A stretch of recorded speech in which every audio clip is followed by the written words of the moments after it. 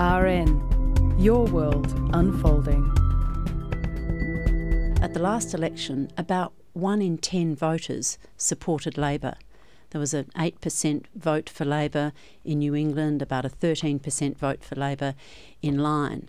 I would find it very hard to believe that Labor's vote has increased given the events of the last 3 years. But the elected MPs in those seats have been backing the Gillard government. Now, the coalitions never liked that fact, never accepted that fact because of the very statistics you put forward. It's always irked you. But they have shown no sign of walking away from this government. Why do you think they would do it now? What changed yesterday was that when we called for a motion of no confidence, the government would not accept it, so it had to go to a suspension of standing orders to enable the debate to continue. Both Mr Windsor and Mr Oakeshott supported the coalition on the suspension of standing orders. But they usually do that. They usually vote for the debate. Not on a motion of no confidence. And what happened was, because of a technicality, that is, there were a number of members away, we were not able to get to the prerequisite 76 votes. There had to be an absolute majority. But we won the vote, 73-71. And that was a change. And we would now ask the independents to listen to the people in their electorates and see what they want them to do. I would find it very hard to believe that the people of New England, the people of Lyne, are impressed with this shambolic, chaotic government. I'm sure you asked the crossbenchers yesterday what they intended to do, how they would vote on a no-confidence motion. What did they tell you?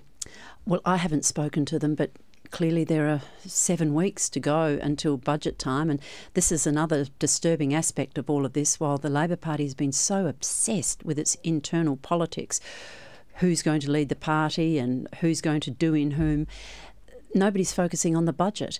And we have a budget 7 weeks away where we understand that the deficit is going to be enormous. The debt is now close to $300 billion from zero.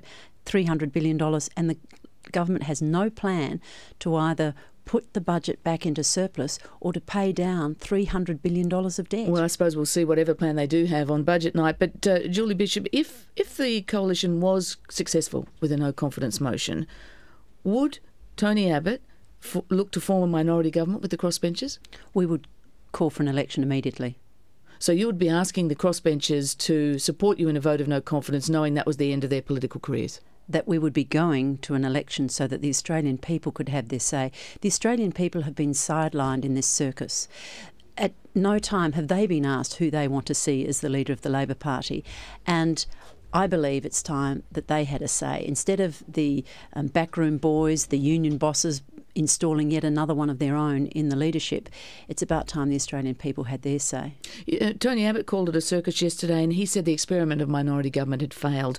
Why do you say it's failed? Because we have had legislation passed in this government, in this parliament.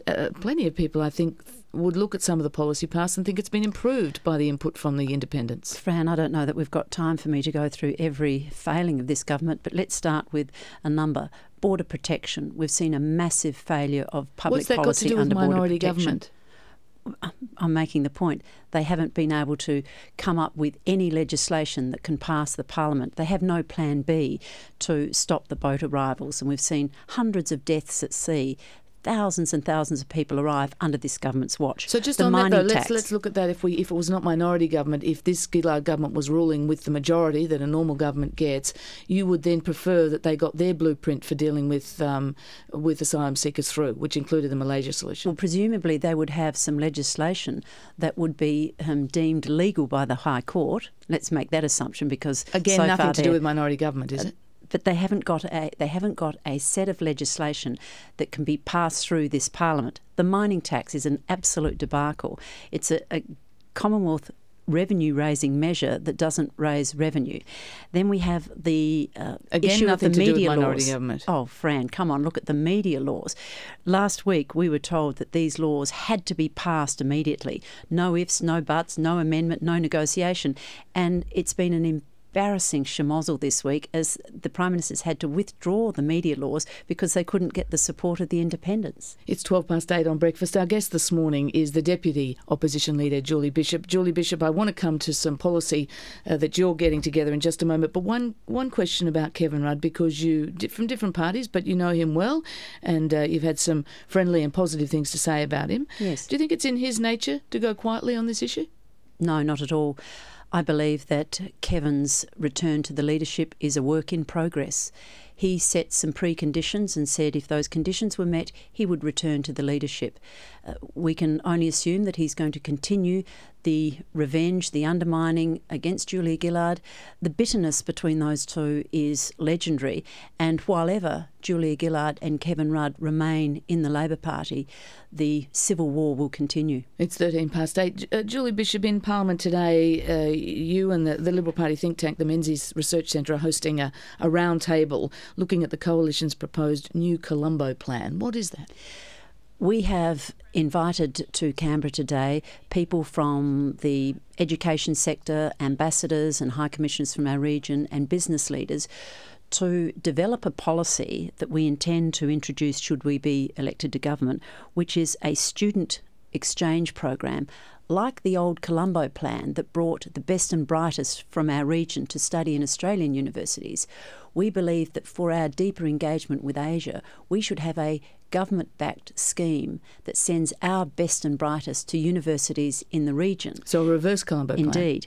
And the hallmark of this scheme would be that the students who took part in the scheme would also have the opportunity to undertake an internship or a mentorship with an Australian business that was operating in the country which hosted the student. So if you were a University of Sydney student, for example, and you won a place at the University of Indonesia under our scheme, you could be offered an internship with an Australian business working in Indonesia. And this way, businesses will come in contact with young people who are living and studying and hopefully learning a language in another country. Students will come in contact with businesses who are looking for graduates with those skills. And it will see a deepening of our engagement with Asia as we have a large body of young people over time who have experienced living in Asia, who have learnt the language, who come home with new skills, new perspectives and new ideas. And we're very excited about this new policy, and the roll-up of people today indicates that there's a lot of support across the community. We have people flying in from overseas, a large number of ambassadors and high commissioners from our region who are very interested in seeing a new Colombo Plan, a new way of engaging with Asia. Julie Bishop, thank you very much for joining us on Breakfast. It's been my pleasure. Julie Bishop is the Deputy Opposition Leader and the Shadow Foreign Minister, speaking in that capacity there about this their policy proposed for the next election, which is a Colombo Plan, reverse Colombo Plan. RN, your world unfolding.